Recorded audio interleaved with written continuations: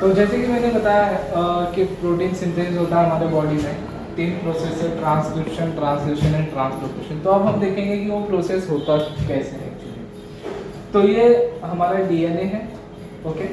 इस डीएनए से हमारा क्या फॉर्म हो रहा है, mRNA, okay. It is our DNA and formation of mRNA, this process is known as the transcription. Then mRNA से हमारा क्या बनता है, प्रोटीन बनता है, ट्रांसलोकेशन प्रोसेस होता है। तो ट्रांसलोकेशन प्रोसेस कैसे होता है, ठीक है। तो जब एमआरएनए बनता है तो इसके ऊपर आता है हमारा rRNA, it is ribosomal RNA, is rRNA, ribosomal RNA. Ribosomal RNA हमारे कोडॉन पे आके बैठता है एमआरएनए के, ओके। आरएनए पे 3 पार्ट्स होते हैं, 3 दरवाजे होते हैं, ऐसे हम बोल सकते हैं, जैसे ए, पी, ई। ए पार्ट जो होता है वो एंट्री पार्ट होता है टीआरएनए का। पी पार्ट जो होता है वो पेप्टाइड बॉन्ड फॉर्मेशन वाला पार्ट होता है, and E is exit point होता है, ओके। तो जैसे कि यहाँ पे बताया गया, राइबोसोम में 2 सब यूनिट्स होते हैं, one is a large and one is a small सब यूनिट्स। प्रोकैरियोट एंड यूकैरियोट दोनों में डिफरेंट सब यूनिट्स प्रेजेंट होते हैं। जैसे कि अगर मैं प्रोकैरियोट्स की बात करूं तो उसमें 70s सब यूनिट्स होते हैं, प्रोकैरियोट यूकैरियोट की बात करूं तो उसमें 80s सब यूनिट्स होते हैं। तो यहाँ पर ध्यान दो किस तरीके से होता है, ओके। तो फर्स्ट यहाँ पर क्या है कि हमारा प्राइमरी कोडॉन है, फर्स्ट कोडॉन। तो फर्स्ट कोडॉन पे हमारा कोई टीआरएनए आके सीट हुआ, ओके। जब ये टीआरएनए आके सीट होता है, देन उसके बाद ये आरआरएनए, जैसे हमारा ट्रेन और प्लेटफॉर्म होता है एग्जांपल, तो प्लेटफॉर्म हमारा स्टे रहता है और ट्रेन मूव होता है। उसी तरीके से ये जो हमारा एमआरएनए कोडॉन है वो एक जगह पे स्टे होता है और आरआरएनए क्या करता है, कंटिन्यूअसली मूव करता है। तो जब आरआरएनए कंटिन्यूअसली मूव करता है तो उसके अकॉर्डिंग टीआरएनए क्या करता है, उसके बैकवर्ड साइड पे जाता है। तो इस तरीके से सबसे पहले क्या हुआ, फर्स्ट टीआरएनए ए साइड पर आया, एंटर किया। आफ्टर एंट्रिंग वो पी साइड पर गया और ए साइड पे कोई दूसरा टीआरएनए आया according to mRNA codon, okay. जब ये अमीनो एसिड फर्स्ट का आया और पी पे गया तो वो दोनों टीआरएनए ने अमीनो एसिड कैरी किया था। तो जब दोनों ने अमीनो एसिड कैरी किया तो वो अमीनो एसिड के बीच में क्या फॉर्म हुआ, पेप्टाइड बॉन्ड फॉर्म हुआ, क्योंकि हमारा प्रोटीन किसके थ्रू बनता है, अमीनो एसिड, और उनके बीच में जो बॉन्ड होता है उस बॉन्ड का नाम होता है पेप्टाइड बॉन्ड। तो ये कंटिन्यूअसली मूव करते रहता है। फर्स्ट टीआरएनए ए साइड पर जाता है, जैसे कि यहाँ पर गया ए साइड पर, उसके बाद ए टू पी जाता है, देन पी टू ई आता है और ई से amino acid as it is रहता है और हमारा टीआरएनए क्या हो जाता है, एग्जिट हो जाता है। तो इसी तरीके से कंटिन्यूअसली आरआरएनए मूव करता है और टीआरएनए कंटिन्यूअसली आते रहता है, A to P, then P to E and E to exit, okay. इस तरीके से हमारे पास बहुत सारे अमीनो एसिड बनते हैं जो कि पेप्टाइड बॉन्ड के थ्रू जुड़े होते हैं, और वो बहुत सारे अमीनो एसिड एक साथ मिक्सअप होके प्रोटीन्स बनाते हैं, और ये प्रोटीन्स हमारे बॉडी में डिफरेंट प्रोसेस को फंक्शन करते हैं। जैसे कि मैंने आपको ऑलरेडी बताया, इंसुलिन जो कि हमारे बॉडी में डायबिटीज लेवल को मेंटेन, शुगर लेवल को मेंटेन करता है। अगर इंसुलिन का लेवल कम या ज्यादा हो जाए तो उससे कोई भी डिजीज हो सकती है, जैसे कि डायबिटीज, ओके। अब एक और प्रोसेस आता है जहां पर अगर इनकेस ये कोडॉन को रीड करते हुए अगर कुछ गलती हो जाए तो उस गलती की वजह से गलत प्रोटीन बन जाता है, और गलत प्रोटीन बनने की वजह से उसका फंक्शन भी क्या हो जाता है, गलत हो जाता है। तो उस प्रोसेस को हम कहते हैं म्यूटेशन, ओके। म्यूटेशन एक ऐसा प्रोसेस होता है जहां पर जीन्स में कोई कोडॉन बदल गया हो तो उसकी वजह से हमारा जो प्रोटीन बनता है वो भी गलत बनता है, और वो गलत प्रोटीन हमारे बॉडी में फंक्शन अलग तरीके से करता है। सो ये था हमारा हेरिडिटी। अब हम आगे प्रोसीड करेंगे। तो हमने हेरिडिटी के बारे में देख लिया, अब हम इवोल्यूशन के बारे में देखते हैं कि इवोल्यूशन क्या होता है, ठीक है। तो इवोल्यूशन एक ऐसा प्रोसेस है जो कि हमारे बॉडी में बहुत ही ग्रेजुअली डेवलपमेंट वाला प्रोसेस है। ग्रेजुअल डेवलपमेंट मीन्स ऐसा कोई प्रोसेस जो कि बहुत ही स्लो होता है। जैसे कि आप लोगों ने सुना ही होगा कि हमारे जो पूर्वज थे चिंपैंजीज थे, चिंपैंजीज से आज ह्यूमन बने हैं। तो ये एक दिन में या एक साल या 100 साल में होने वाला प्रश्न नहीं है, इस प्रोसेस को होने के लिए कम से कम करोड़ों साल लगे।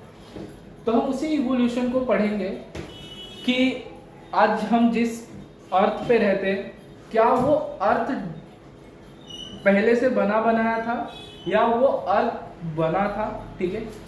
तो इवोल्यूशन के लिए कुछ थ्योरीज आती है, जिसमें से सबसे इंपॉर्टेंट थ्योरी आती है हमारी बिग बैंग थ्योरी, जो कि आप लोगों को बहुत अच्छे से पता होगा। इस बिग बैंग थ्योरी को बहुत सारे साइंटिस्ट लोगों ने मिलकर दिया था, ठीक है। तो जब इस बिग बैंग थ्योरी को बहुत सारे साइंटिस्ट लोगों ने बताया, तो इस बिग बैंग थ्योरी से पता चला कि हमारा अर्थ पहले नहीं था, फिर अर्थ बना, फिर अर्थ पे धीरे धीरे प्रोसेस होते होते लाइफ आई। लाइफ में सबसे पहले एक सेल आया, सेल से यूनिसेल्युलर आया, यूनिसेल्युलर से मल्टीसेल्युलर, और आज मल्टीसेल्युलर से हम प्रेजेंट हैं, ठीक है। तो इसी तरीके से big bang theory, Charles Darwin theory, Lamarckism, ऐसी बहुत सी थ्योरीज की वजह से हमें पता चला कि आज हमारा इवोल्यूशन किस प्रोसेस से कंप्लीट हुआ, ओके। तो अब हम देखेंगे कि किस तरीके से इवोल्यूशन हुआ। तो इवोल्यूशन के लिए आज हमारे पास बहुत डिफरेंट स्पीसीज या बहुत सारे डिफरेंट कैटेगरीज के एनिमल्स, प्लांट्स, सब चीज़ें प्रेजेंट है, ओके। तो इवोल्यूशन हुआ है, ये अगर किसी ने भी बताया तो हम डायरेक्टली इसको बिलीव नहीं कर सकते कि ऐसा कुछ हुआ है। जैसे कि आज से बहुत सालों पहले हमारे अर्थ पे डायनासोर्स हुआ करते थे, तो हमने बिलीव नहीं किया कि डायनासोर्स करके ऐसा कोई एनिमल होगा। बट जब साइंटिस्ट लोगों ने हमें प्रूफ दिया, तब हमें पता चला कि डायनासोर्स करके ऐसे कुछ ऑर्गेनिज्म भी हमारे अर्थ पे एग्जिस्ट करते थे, बट वो थे, अब हमारे पास नहीं है।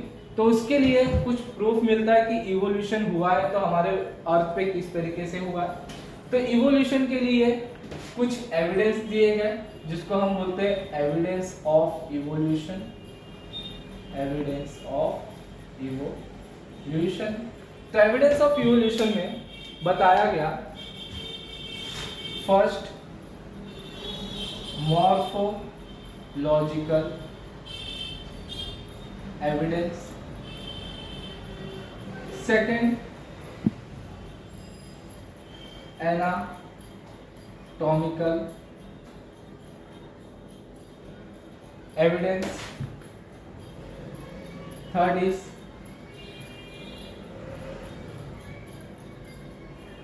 वेस्टिजियल ऑर्गन, और भी कुछ है। तो सबसे पहले हम मॉर्फोलॉजिकल एविडेंस की बात करते हैं। तो मॉर्फो मीन्स होता है फिजिकल, मॉर्फोलॉजिकल एविडेंस ये बताता है, जैसे कि example human nose and dog nose, दोनों नोज का जो स्ट्रक्चर है वो डिफरेंट है फिजिकली, मॉर्फोलॉजी मतलब एक्सटर्नली दोनों के नोज का स्ट्रक्चर क्या है, डिफरेंट है। दैट मीन्स यहाँ पर स्ट्रक्चर डिफरेंट हो जाएगा, स्ट्रक्चर इज डिफरेंट। बट लेकिन अगर मैं ह्यूमन नोज की बात करूँ या डॉग के नोज की बात करूँ, तो दोनों का फंक्शन सिमिलर होता है। यहाँ पे फंक्शन क्या बन जाएगा हमारा, सिमिलर बन जाएगा। तो मॉर्फोलॉजिकल एविडेंस में जो स्ट्रक्चरल होते हैं एक्सटर्नली वो डिफरेंट हो सकते हैं, बट जो फंक्शन है वो क्या होते हैं, सेम होते हैं, सिमिलर होते हैं, ओके। इसी का अपोजिट एनाटॉमिकल होता है। तो अगर एनाटॉमिकल की बात की जाए तो एनाटॉमी मीन्स होता है इनसाइड द बॉडी। तो जैसे कि अगर मैं एग्जांपल लूं,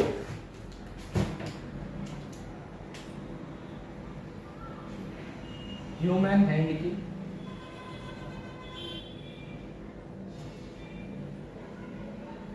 ऑक्स के लेग का, बैट के विंग्स का, तो तीनों में देखो, अगर इंटरनली बात की जाए इनसाइड, तो जैसे कि हमारे हैंड में थ्री डिफरेंट टाइप्स के बोन्स होते हैं, तो सेम स्ट्रक्चर ऑक्स के लेग में, बैट के विंग्स में और व्हील के फ्लिपर्स में होते हैं। तो इस तरीके से बहुत सारे ऐसे ऑर्गेनिज्म हैं जिनका इंटरनली स्ट्रक्चर सेम होता है।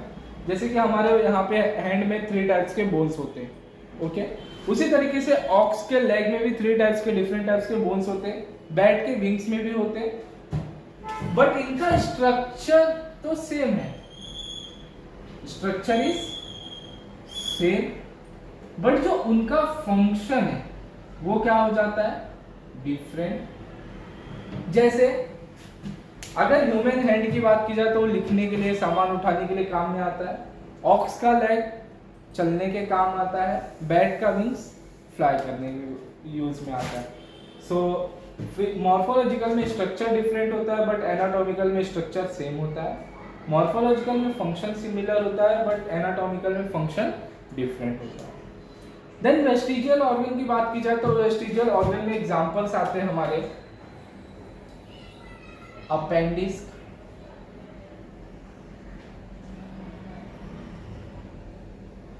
विजडम,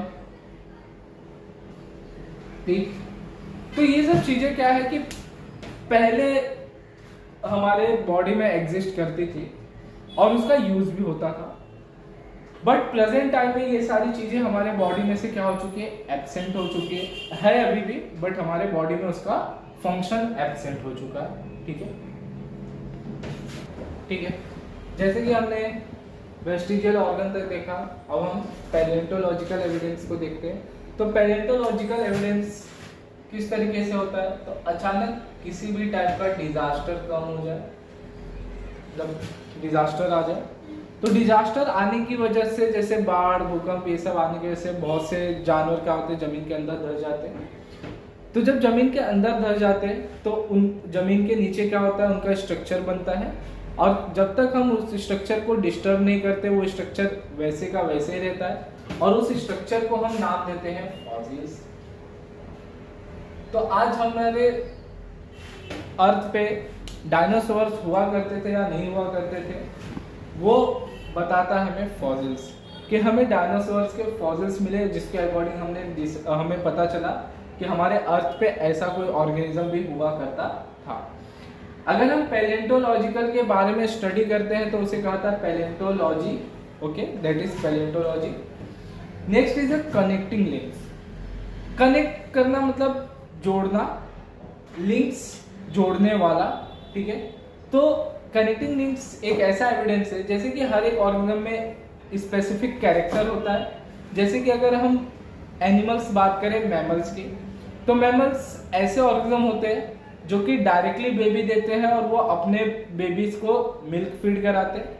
लेकिन अगर उसी के कंपेयर में बात किया जाए रेप्टाइल्स का, एम्फीबियंस का, तो ये क्या करते हैं, बेबी एग के फॉर्म में देते हैं, बट ये अपने बेबीज को मिल्क फीड नहीं कराते अपने बॉडी के। तो उसी तरीके से हमारे पास कनेक्टिंग लिंक में कुछ ऐसे ऑर्गेनिज्म हैं जो कि दो लोगों के कैरेक्टर को क्या कर रहे हैं, शो कर रहे हैं। For example duckbill platypus.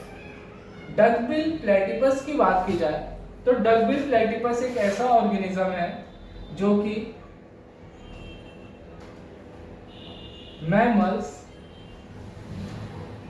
And reptiles दोनों के कैरेक्टर को शो करता है। ये डायरेक्टली बेबी भी देता है, ये रेप्टाइल जैसा अंडे के फॉर्म में बेबी देता है, और ये अपने बच्चों को मिल्क भी फीड कराता है, इसलिए इसे कहा गया कनेक्टिंग लिंक्स, क्योंकि डकबिल प्लेटिपस मैमल्स के कैरेक्टर को भी शो कर रहा है और रेप्टाइल्स के कैरेक्टर को भी शो कर रहा है। लंगफिश, तो लंगफिश की बात की जाए तो लंगफिश एक ऐसा ऑर्गेनिज्म है जो कि एम्फीबियंस एंड पीसेस दो के कैरेक्टर शो करता है। इसी तरीके से पेरिपेटस है जो कि एनिलिड्स एंड ऑर्थोपोड्स, ये दो लोग कैरेक्टर को शो करता है, तो इसे कहा जाता है कनेक्टिंग लिंक्स। 3 एग्जांपल्स है, duckbill platypus, lungfish and peripatus. Duckbill platypus shows the character of mammals and reptiles. Lungfish is the show the character of amphibians and fishes. Peripatus is show the character of annelids and arthropods.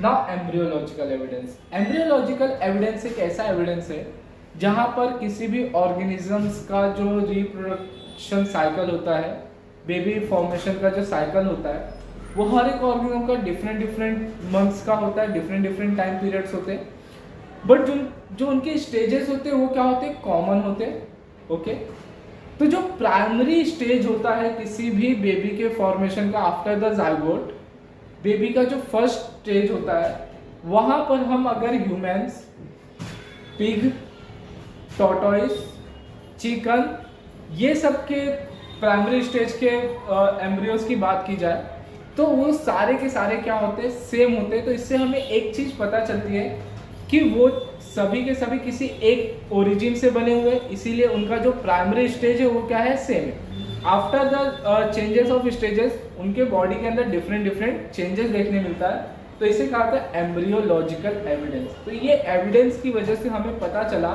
कि हमारे अर्थ पर evolution जैसी चीज हुई भी थी। मैंने evolutions के बारे में बताया कि हमारे पास डिफरेंट साइंटिस्ट है, जैसे कि फर्स्ट चार्ल्स डार्विन, लैमार्किज्म, ऐसे साइंटिस्ट लोगों ने इवोल्यूशन को दिया। तो चार्ल्स डार्विन ने सबसे पहले बताया theory of natural selection. Theory of natural selections की बात की जाए तो थ्योरी ऑफ नेचुरल सिलेक्शन ये बोलता है कि हमारे नेचर में वही ऑर्गेनिज्म एग्जिस्ट करेगा जो नेचर के अकॉर्डिंग चलेगा, अदरवाइज वो नेचर उसको क्या कर देगी, एक्सटिंक्ट कर देगी या डिस एग्जिस्ट कर देगी। तो जो ऑर्गेनिज्म एनवायरनमेंट के अकॉर्डिंग या नेचर के अकॉर्डिंग चलता है वो नेचर में एग्जिस्ट करता है, नेचर उसको सेलेक्ट करती है, अदरवाइज नेचर उसको निकाल देती है। ये theory of natural selection Darwin ने एक बुक में लिखा है, उस बुक का नाम है origin of species. Okay, then आते हैं हम लैमार्क पे। लैमार्क ने दिया था एक्सपेरिमेंट यूज और डिसयूज ऑफ ऑर्गन। इन्होंने बताया कि जो ऑर्गन हम यूज करते हैं वो हमारे बॉडी में ऐसे का वैसे ही रहता है, लेकिन जिस ऑर्गन को हम यूज नहीं करते वो ऑर्गन हमारे बॉडी से खत्म हो जाती है। जैसे कि पूंछ, बंदरों को पूंछ थी लेकिन आज हमारे पास पूंछ नहीं है। तो इसका कहने का मतलब था कि जब बंदरों ने पूंछ का यूज़ बंद कर दिया, वो जब ह्यूमन बने तो ह्यूमन ने पूंछ का यूज़ करना बंद कर दिया, तो हमारे शरीर में से पूंछ क्या हो गया, ख़त्म हो गया। तो उसे कहा था यूज़ और डिसयूज ऑफ ऑर्गन। तो लैमार्क ने यही दिया, जैसे बताया कि पहले सांपों को पैर हुआ करते थे लेकिन उन्होंने यूज़ नहीं किया, इसलिए सांपों का पैर क्या हो गया, ख़त्म हो गया। जिराफ के गर्दन कम थी लेकिन उन्होंने अपने गर्दन को ऊंचा करते गए, क्योंकि उनको खाना ज़मीन पे नहीं मिल रहा था, तो उन्होंने अपनी गर्दन को ऊंचा किया, तो उनकी गर्दन आज क्या हो गई, ऊंची हो गई। ये लैमार्क ने ऐसा बताया था। अब हम आते हैं ह्यूमन इवोल्यूशन पे। तो ह्यूमन इवोल्यूशन क्या बताता है कि हमारा इवोल्यूशन कैसे हुआ था। तो आज से 7000 करोड़ वर्ष पूर्व पहले एक लेम्यूर करके ऑर्गेनिज्म था जो कि अफ्रीका में देखा गया था। उसके बाद उनमें धीरे धीरे चेंजेस आए, तो लेम्यूर से इजिप्टोपिथिकस बना, इजिप्टोपिथिकस से ड्रायोपिथिकस बना, ड्रायोपिथिकस से Ramapithecus, Australopithecus, then skilled human बना, काम करने वाला, then man with erect posture. पहले क्या करते थे, हम झुक के चलते थे, फिर यहाँ पर कैसा आया, इरेक्ट पोस्चर, जैसा हम 90 डिग्री पे खड़े होते।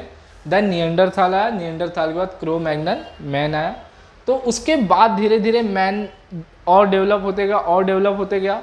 तो पहले जो मैन था उसको कुछ नॉलेज नहीं था, तो वो अपने आप का पेट भरने के लिए क्या करता था, कच्चे मांस, पत्ते जो भी मिलते थे वो सब खाता था। लेकिन जैसे जैसे उसके अंदर चेंजेस आए, डेवलप होता गया ब्रेन, उसके अकॉर्डिंग वो धीरे धीरे सब चीज़ों को ध्यान देने लगा। जैसे कि अचानक से आग की खोज हुई और मीट को पका के खाया तो उनको ज़्यादा अच्छा लगा, तो वहाँ से खाना मतलब सब्जियों को पका के, मीट को पका के खाना खाने लगे। तो इसी तरीके से हमारे पास बहुत सारे ऐसे इवोल्यूशन हुआ, जैसे कि 10,000 साल पहले मैन ने एग्रीकल्चर करना स्टार्ट किया। 5,000 साल पहले लिखना आया, और 400 साल पहले हमने इंडस्ट्रियल सोसाइटी मतलब इंडस्ट्रीज़ को बनाना शुरू किया। तो इस तरीके से हमारा इवोल्यूशन हुआ है। और आज हम इवोल्यूशन से, पहले हमारे पास एसटीडी टेलीफोन्स हुआ करता था और बहुत जगह पर नहीं हुआ करता था कॉलिंग के लिए। फिर धीरे धीरे इवोल्यूशन हुआ तो मोबाइल्स आए, कीपैड फ़ोन्स आए, घर में एक न एक जन के पास हुआ करता था। फिर धीरे धीरे जैसे जैसे टेक्नोलॉजी बढ़ती गई वैसे वैसे हमारा इवोल्यूशन भी बढ़ता गया। जैसे कि आज घरों में सबके पास फ़ोन्स है, 2G से 3G, 3G से 4G, 4G से 5G, धीरे धीरे इस तरीके से नेटवर्क हमारा बहुत ज़्यादा स्पीड होने लगा। तो उसी तरीके से जैसे आज हम इवॉल्व हुए, उसी तरीके से ये भी इवोल्यूशन हो रहा है धीरे धीरे। तो जैसे डायरेक्टली हम कीपैड से अचानक से स्क्रीन टच को डिस्कवर किया, ऐसा नहीं था। हमने इसको धीरे धीरे धीरे धीरे प्रोसेस किया, तो आज हम बहुत सारे इन्वेंट किए और इवोल्यूशन भी धीरे धीरे होते जा रहे हैं। ओके, तो इस तरीके से हमारा इवोल्यूशन चैप्टर एंड होता है। Thank you.